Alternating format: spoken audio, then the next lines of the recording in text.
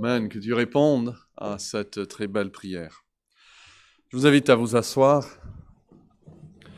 Et nous voulons maintenant écouter notre divin Maître nous parler. Et nous allons lire ensemble Éphésiens chapitre 4,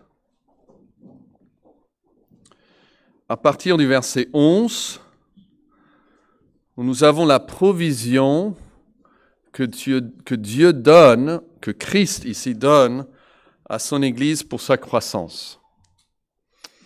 Et ces dons sont dans la forme des hommes, de personnes. Christ nous donne son esprit, Christ nous donne sa parole, mais Christ aussi donne à l'Église, verset 11, les uns comme apôtres, les autres comme prophètes, et nous jouissons encore de leur ministère et de leurs écrits, et les autres comme évangélistes, et les autres comme, et un personnage ici, pasteur et docteur, ou pasteur et enseignant. Un rôle qui est développé ailleurs dans la Bible. Et pourquoi il a donné ces hommes? Pour, verset 12, le perfectionnement des saints. Et pourquoi veut-on que les saints soient perfectionnés? Afin, en vue de l'œuvre du ministère et de l'édification du corps de Christ, c'est-à-dire l'œuvre des saints, pour que les saints puissent œuvrer. Il ne faut pas imaginer, il y a un qui fait le travail et les autres regardent, non. Il y a un qui est donné là pour le perfectionnement des saints, pour que tous les saints puissent travailler à l'édification, à la construction du corps de Christ.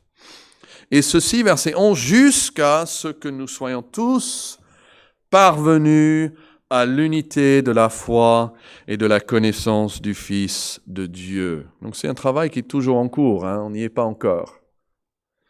Mais on veut atteindre cet état d'homme fait. On veut atteindre la mesure de la stature parfaite de Christ. On veut être comme lui. Lui, c'est le modèle. Et jusqu'à ce qu'on arrive à cette stature, on ne peut pas dire que nous sommes arrivés. Et quand ça arrive, quand cette croissance arrive, verset 14, on est préservé de quelque chose. On n'est plus comme des enfants, flottants et emportés à tout vent de doctrine par la tromperie des hommes et par leur ruse dans les moyens de séduction. C'est caractéristique d'un enfant et d'un jeune enfant de pouvoir être facilement trompé. J'ai un bonbon, il a un billet de 100 €, je peux lui dire, je te donne mon bonbon si tu me donnes ce billet. Et si c'est un petit de 3 ans, il le fera. Mais Dieu ne veut pas que nous soyons comme ça, facilement emportés par ce qu'on entend, ce qu'on voit. Mais il veut plutôt, verset 15, qu'en professant ou pratiquant la vérité, dans l'amour, nous croîtrons à tous égards en celui ou vers celui qui est le chef, c'est-à-dire Christ. Parce qu'en fait, il n'est pas seulement la mesure, on arrive jusqu'à lui, mais c'est de lui, Christ, et puis grâce à tous les liens de son assistance, que tout le corps bien coordonné et formant un solide assemblage tire son accroissement selon la force qui convient à chacune de ses parties et s'édifie, se construit lui-même dans l'amour. Il dit dans ce dernier verset, c'est grâce à ce que Christ est en train de faire dans toutes les vies et la façon que toutes ces vies sont en train de s'entraider, de s'encourager, que le corps grandit. Donc nous avons besoin de Christ et nous avons besoin aussi les uns des autres. Donc il y a ces deux options qui nous sont présentées là au verset 14 et 15. Il y a le mot enfant, et nous ne voulons pas rester les enfants, verset 14, mais nous voulons croître, comme il est dit au verset 15. Donc, on a cette petite série là au début de l'année, on a dû interrompre, mais avec cette question, enfance ou croissance? Il faut chercher à grandir. Mais comment grandir? Alors, relisons le verset 15. C'est en professant la vérité dans l'amour que nous croîtrons à tous égards en celui qui est le chef, Christ. Et nous avons vu qu'il y a 3 mots très importants dans ce verset. 3 mots, on peut les entourer même. Il y a le mot Christ, il y a le mot vérité, et puis il y a le mot amour. Et quand nous avons ces 3 choses, nous croîtrons. Mais pour croître, il faut Christ, il faut la vérité et il faut l'amour. Et donc nous avons vu que Christ est le modèle et le moyen de la croissance. Il est modèle parce qu'on veut atteindre jusqu'à lui, mais c'est pas comme s'il nous attend en haut et on doit y arriver tout seul. Il est le moyen par lequel on puisse croître jusque en lui. Il est un peu comme un guide qui ne se met pas devant pour simplement nous montrer le chemin à suivre, mais un guide qui vient jusqu'à nous, qui nous prend par la main et qui nous aide. Ça, c'est Christ. On a besoin de lui tous les jours. Et puis, il y a la vérité. Et la vérité est le guide, mais aussi l'activité de la croissance. On a parlé de ce mot « professant la vérité ». C'est plus que entendre la vérité, mais ça commence par ça. C'est le guide parfait. On doit suivre la vérité.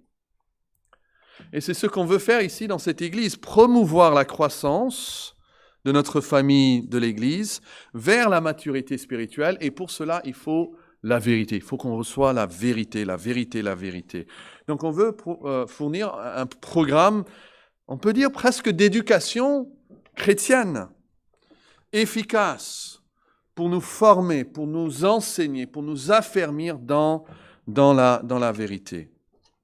Mais ayant reçu la vérité, il faut la vivre aussi. Il faut non seulement que la vérité parvienne jusqu'à nous, mais que la vérité soit notre activité. Un peu comme ce schéma. On peut penser on doit recevoir la vérité, mais ce n'est pas suffisant que la vérité reste. Ouais, je connais la vérité. On ne va pas grandir comme ça. Il faut après que la vérité découle aussi de nous, que nous vivons des vies vraies. Et on a vu que ce mot professant la vérité, c'est le non-vérité changé et transformé dans un verbe. Véritons, on pourrait le traduire.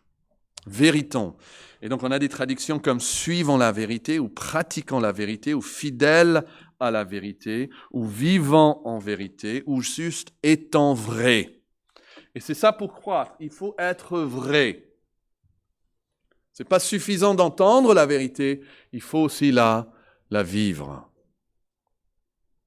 Il y a une harmonie entre le flux, j'avais dit flou la dernière fois et ça vous est resté flou et confus, mais le flux qui entre et ce qui sort. Et donc troisièmement, aujourd'hui, on veut considérer l'amour.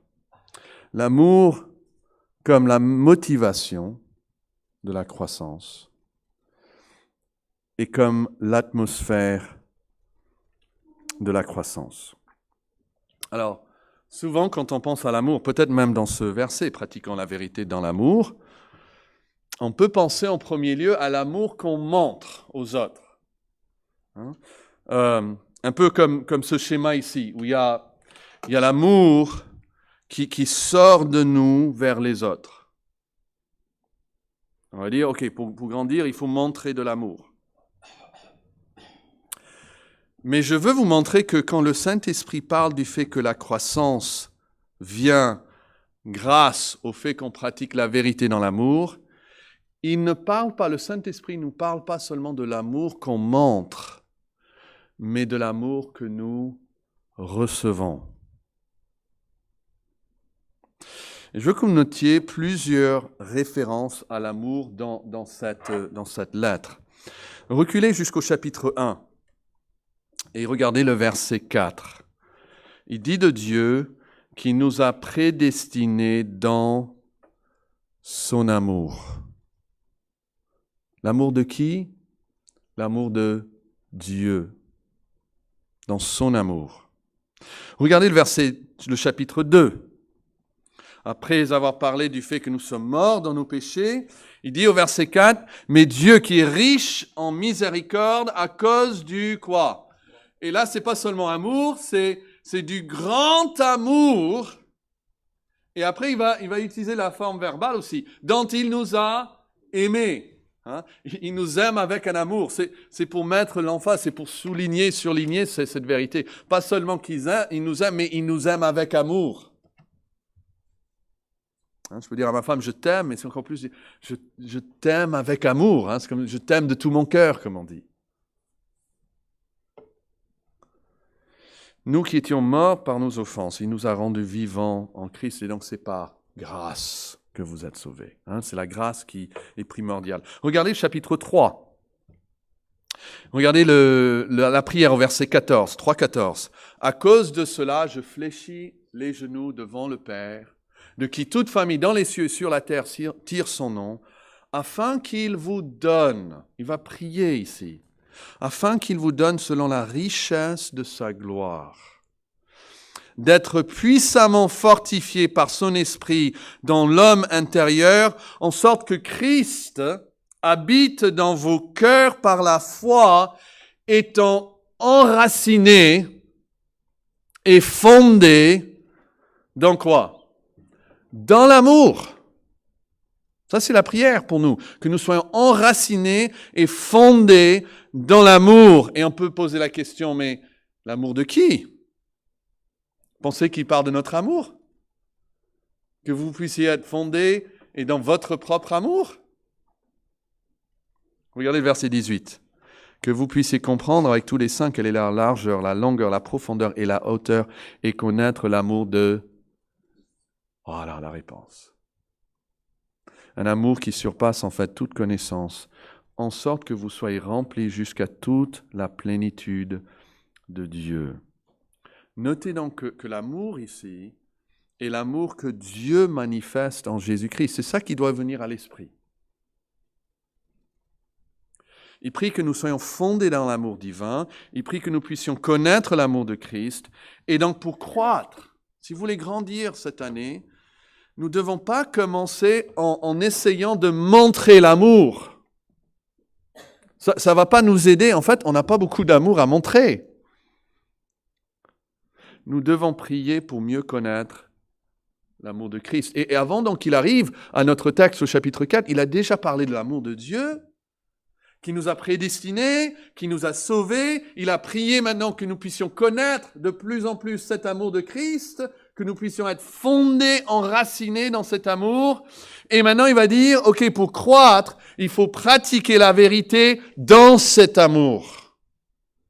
Et donc, ça, c'est pas le bon schéma ici. C'est pas l'amour simplement que je montre.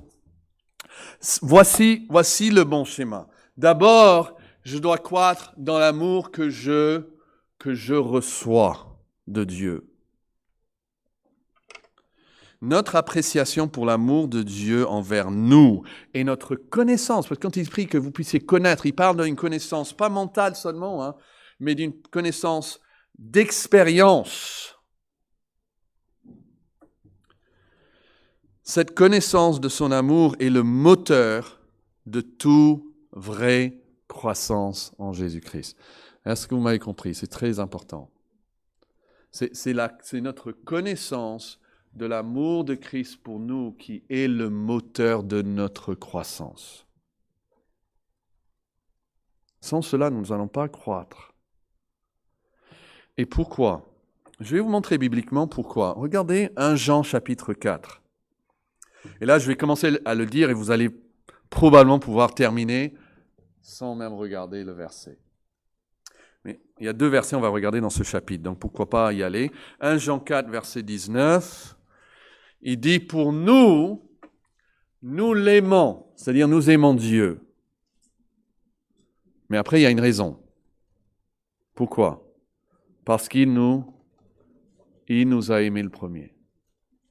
Il nous a aimés le premier. D'accord? Donc, je ne peux pas simplement dire, je dois aimer Dieu plus. Moi, je l'aime parce qu'il m'aime. Et c'est bien de réfléchir à cela. Ce texte nous enseigne plusieurs choses. D'abord, ce texte nous dit que le vrai amour a sa source en qui? Le vrai amour a sa source, pas en moi, mais en Dieu. Hein? Et donc, moi, je l'aime parce qu'il m'aime. Mais l'amour commence dans le cœur de Dieu. Moi, je ne peux pas simplement, comme un robinet, commencer à aimer. Et vous savez, c'est impossible. Il y a des couples qui sont arrivés au point où même le fait de se voir l'un et l'autre, ils ont un sentiment de dégoût. Et ils ne peuvent pas, d'un moment à l'autre, changer cela. Et c'est la même chose avec Dieu. On n'aime pas Dieu naturellement. On ne peut pas tout d'un coup aimer Dieu. Dire, OK, demain à 8h, je vais commencer à aimer Dieu. Non, la source de tout vrai amour est Dieu, pas nous. Mais regardez dans ce même chapitre le verset 10. 1 Jean 4, verset 10. Là, on comprend encore plus ce qu'est l'amour. Cet amour consiste non point en ce que nous aimons Dieu, mais en ce qu'il nous a aimés et a envoyé son Fils comme victime expiatoire pour nos péchés. Vous voyez, ça c'est le vrai amour, en fait. C'est pas ce que moi je produis, c'est ce que Dieu produit. Mais il veut dire aussi que notre amour pour Dieu ne peut être qu'une réponse à son amour. C'est impossible de simplement aimer Dieu avec un amour qui commence en nous. Notre amour est comme les jeunes pouvaient penser à la lune. Hein, vous savez, on peut voir parfois la nuit, il y a la lune qui brille. On dit quelle belle lumière vient de la lune. Et dans un sens, c'est vrai. Elle nous arrive de par la lune. Mais vous savez que la lune ne produit en fait aucune lumière. Aucune lumière. Même pas une petite lumière. La lune ne peut que quoi? Refléter la lumière du soleil. Et notre amour est comme la lumière de la lune. Nous ne pourrons jamais faire mieux que de refléter vers lui l'amour qu'il nous a montré. Vous n'allez jamais faire mieux. Vous n'allez jamais donner à Dieu plus qu'il vous a aimé, plus qu'il vous a fait. Et vous n'allez jamais l'aimer plus qu'il vous aime. Donc il ne faut même pas essayer. Il faut aimer Dieu comme un reflet de son amour envers moi. Donc pour l'aimer, il faut que je connaisse son amour, en fait. Il faut que je reçoive son amour. Il faut que je vive dans son amour. Parce que le fruit de l'esprit, c'est l'amour. Vous voyez, c'est un fruit de l'esprit en moi. Donc, ce n'est pas l'amour, un cadeau que je donne à Dieu comme surprise. Non, je ne peux que faire ce que fait la lune. Je ne peux que refléter son amour envers moi. Et c'est pour cela que Jésus a dit, c'est en Luc 7, 47, celui à qui on pardonne peu, quoi? Il aime peu. Parce qu'il ne connaît pas vraiment le grand pardon. Mais celui qui connaît le grand pardon de Dieu, il aime avec un amour qui est grand.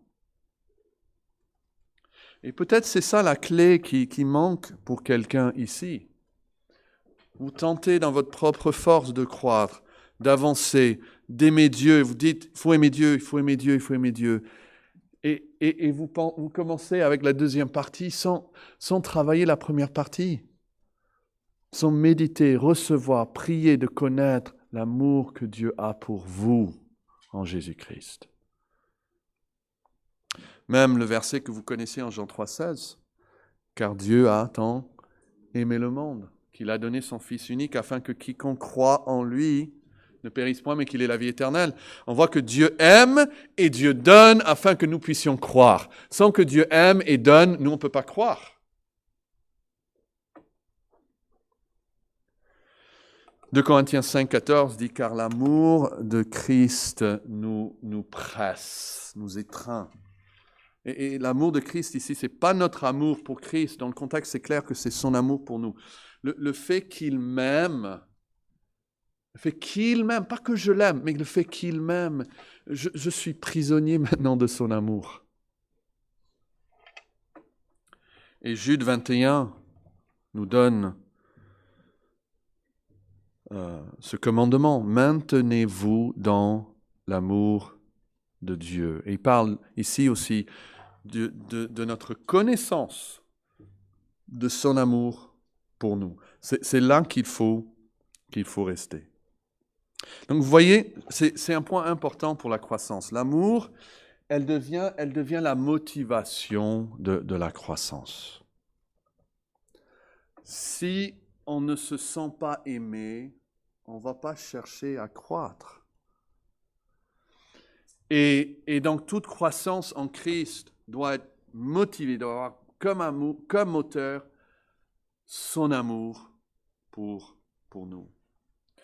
Mais c'est aussi l'atmosphère de la croissance. Et peut-être il y a un meilleur mot, mais je cherchais la manière que il faut aussi que nous montrons cet amour pour croître.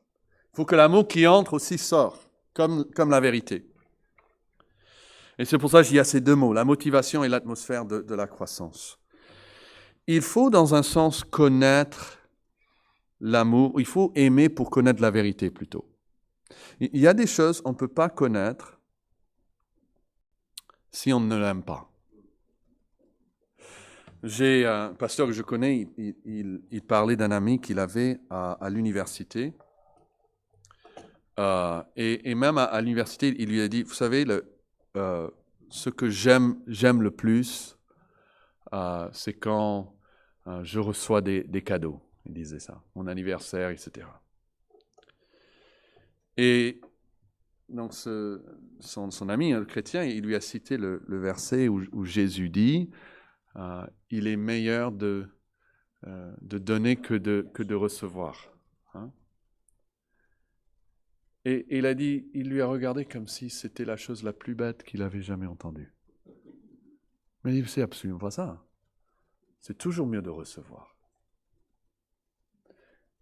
Et le pasteur a fait la remarque, c'est vrai, quand on n'aime pas, quand on ne connaît pas l'amour de Dieu, on ne peut même pas comprendre ce qu'est l'amour. Et donc, on peut penser aussi à Judas. Rappelez, il y a cette femme qui arrive, et elle veut roindre les pieds de Jésus. Et Judas, il regarde ça et dit, mais quel gaspillage! Quel gaspillage! Est-ce que c'est un problème intellectuel qu'il a? Non, lui, il sait bien faire les comptes, il sait même tricher. Mais pour lui, c'est une perte de temps. Enfin, c'est un gaspillage. Et pour d'autres, venir à l'église, vous voulez que je donne un jour par semaine à Dieu? Quelle perte de temps! Prier? J'ai pas le temps de prier. Lire ma Bible? Il y a autre chose à faire. Et donc, on va se donner au film, on va se donner à autre chose, parce qu'en fait, on va suivre nos cœurs.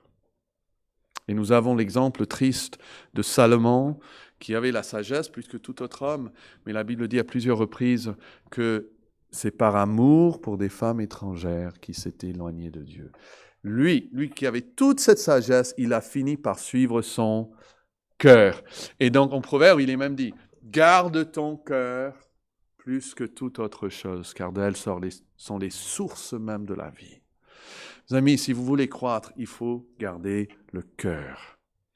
Il faut veiller sur votre affection. Qu'est-ce que vous affectionnez? Et vous savez bien, ce n'est pas une chose de donner des règles ou des lois, mais vous savez bien, je suis sûr, qu'en vous donnant à certaines choses, votre cœur va suivre.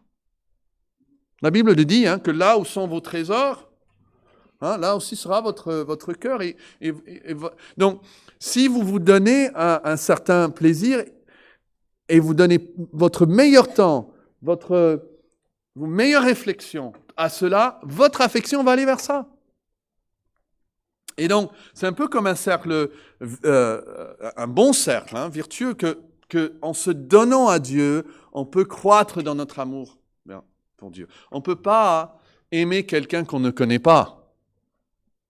Mais il faut aussi l'aimer pour vouloir plus le connaître. Donc, il faut travailler la connaissance, il faut travailler l'amour au même temps. C'est pour ça, c'est la vérité qu'on reçoit de Dieu dans l'amour. Chaque fois, on reçoit la vérité, mais on reçoit avec son amour. Et on veut vivre la vérité et on veut démontrer l'amour envers lui. Genèse 24, verset 20 dit « Jacob servit 7 années pour Rachel, et elles furent à ses yeux comme quelques jours, parce qu'il l'aimait. » Si nous aimons le Seigneur, on est prêt à tout faire. Nous n'allons pas croître sans aimer le Seigneur. Et 1 Jean 5, verset 3 dit « Car l'amour de Dieu » est là, ça parle de notre amour envers lui.